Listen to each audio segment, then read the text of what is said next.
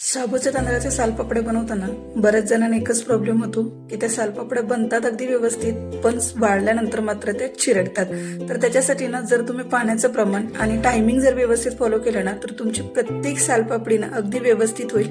शिवाय ना, ती सुकल्यानंतर सुद्धा ना अजिबात तुमची सालपापडी ना मधून कुठे चिरडणार नाही. अगदी पांढऱ्या शुभ्र सालपापड्या तयार होतील. शिवाय त्या तळल्यानंतर सुद्धा ना चौपट फुलतील, एवढं मात्र नक्की. ह्या सांगितलेल्या छोट्या छोट्या टिप्स जर तुम्ही फॉलो केल्या ना, तुमच्या सालपापड्या अगदी व्यवस्थित बनतील. त्यासाठी व्हिडिओला अजिबात स्किप न करता व्हिडिओ शेवटपर्यंत बघा. आवडला तर एक लाईक करा. चॅनलवर नवीन असाल तर सबस्क्राईब करायला विसरू नका.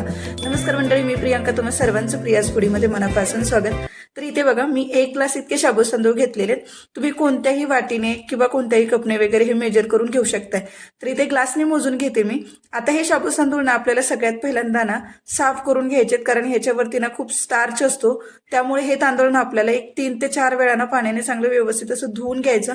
आणि धुताना सुद्धा कसे धुवायचे मी ते सांगते तुम्हाला. बघा, आता याच्यामध्ये ना आपण थोडं पाणी घालूयात. शाबू तांदूळ बुडतील इतके पाणी घालायचं आणि ह्याला ना हाताने चांगलं चोळून धुवायचं, जेणेकरून याच्यावरती जे पण पांढरट पाणी असेल ना ते व्यवस्थित असं निघून जाईल. 1-2-3 वेळा धुवून घ्यायला. तर आता मी व्यवस्थित असे धुवून घेतलेले. आता बघा, याच ग्लासने मोजून आपल्याला पाणी घालायचं. लक्षात घ्या, पाण्याचं प्रमाण जर चुकलं ना तर मात्र सालपापड्या व्यवस्थित बनत नाहीत. त्यासाठी पाणी अगदी मोजून व्यवस्थित घाला. तर ज्या ग्लासने मी पाणी शाबूचे तांदूळ मोजून घेतलेले ना, त्याच ग्लासने आपल्याला ना 2 ग्लास इतकं पाणी याच्यामध्ये घालायचंय. जनरली आपण पाणी किती घालतो? शाबू तांदूळ आपले बुडतील इतके, पण याच्यावरती ना मी अगदी थोडंसं पाणी घातलेलं आहे.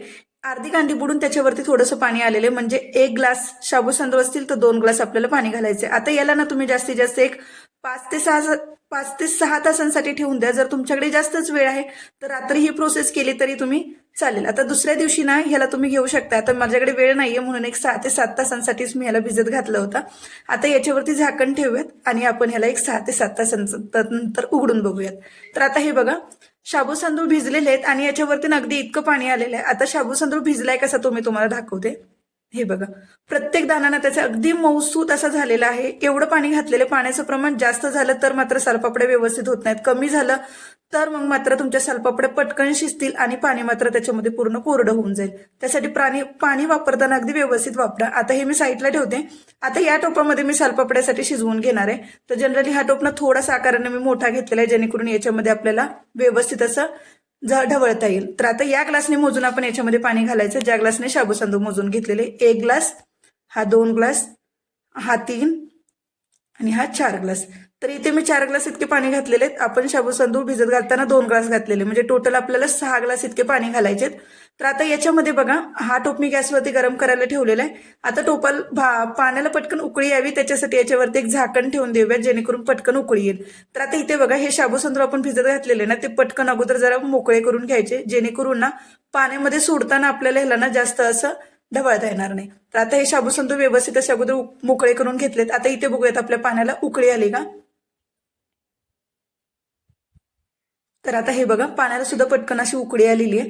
आता याच्यामध्ये ना, आता लगेच मी इथे मीठ वगैरे काहीच वापरत नाहीये. तुम्हाला सांगते पुढे कधी मीठ वापरायचं आपल्याला. आता शाबू तांदूळ आपल्याला ना एका हाताने सोडायचेत आणि एका हाताने ना पळीने आपल्याला त्याला तळापर्यंत असं ढवळत जायचं, जेणेकरून तुम्ही पटकन जर वरून शाबू तांदूळ सोडले तर ते एका ठिकाणी घट्ट असा गोळा होऊ शकतो. त्याच्यासाठी एका हाताने शाबू तांदूळ सोडायचे आणि एका पळीने त्याला व्यवस्थित असं सतत ढवळत राहायचं. आता पाण्याचं टेम्परेचर थंड झालंय, कारण आपण शाबू तांदूळ सोडले त्याच्यामुळे पाणी थंड झालेलं असतं.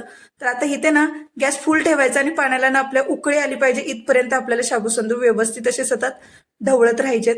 तर आता उकळी येते ना तोपर्यंत आपण ह्याला सतत असं ढवळत राहूयात. तर आता इथे बघा, पाण्याला आपल्या उकळी सुद्धा आलेली, शाबू तांदूळ आपले शिजणार आहेत. आता किती वेळ शिजवायचं हे सुद्धा मी तुम्हाला पुढे सांगते.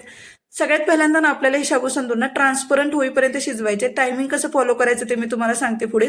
तर आता ह्याला ना आपण एक 7 ते 8 मिनिटं ना हाय फ्लेमवरतीच ह्याला शिजवून घेऊयात. अजिबात गॅसची फ्लेम कमी किंवा लो टू मिडियम ठेवायची गरज नाही पडणार.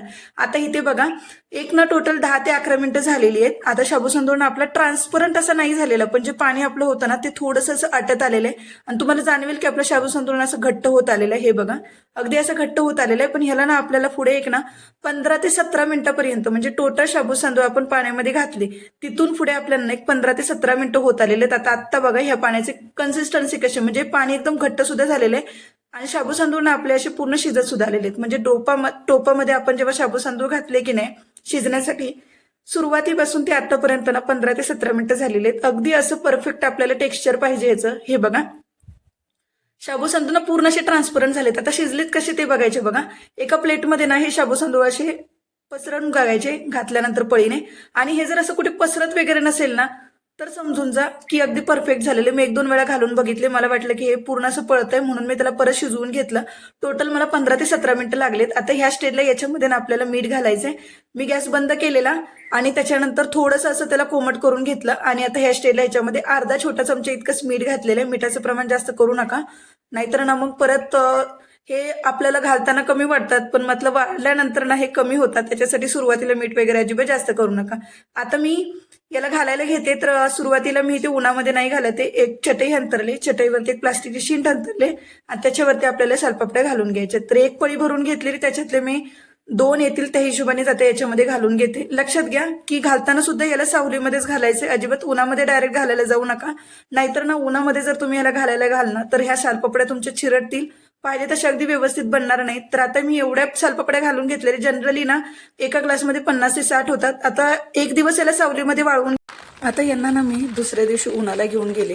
तर आता हे बघू शकताय की अगदी व्यवस्थित अशा सगळ्या सालपापड्या आपल्या निघून येत आहेत.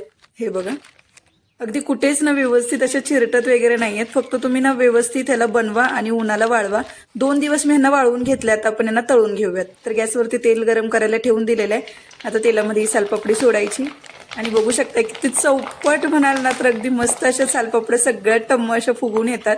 फक्त तेल व्यवस्थित गरम करा, व्यवस्थित तळल्या जातील. ही एक सालपापडी मी तुम्हाला तळून दाखवली. अजून एक मी तुम्हाला ना अशीच व्यवस्थित तळून दाखवते. तर माझ्याकडे गावाला झारा वगैरे अवेलेबल नाहीये म्हणून मी उलतानानेच यांना परतवून घेते.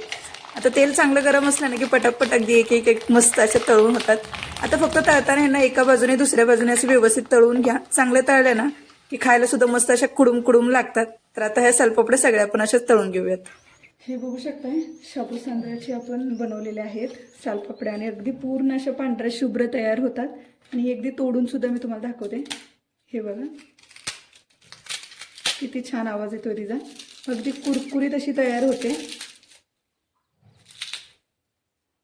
सालपापड्या बनवताना तुम्ही प्रमाण जर व्यवस्थित वापरलं ना सगळ्या व्यवस्थित होतील. सांगितल्याप्रमाणे एकदा करून बघा. आवडला व्हिडिओ तर एक लाईक करा. चॅनलवर नवीन असेल तर सबस्क्राईब करायला विसरू नका. पुन्हा भेटूयात अशाच एका सुंदर आणि एका चटपटीत रेसिपी सोबत. तोपर्यंत धन्यवाद.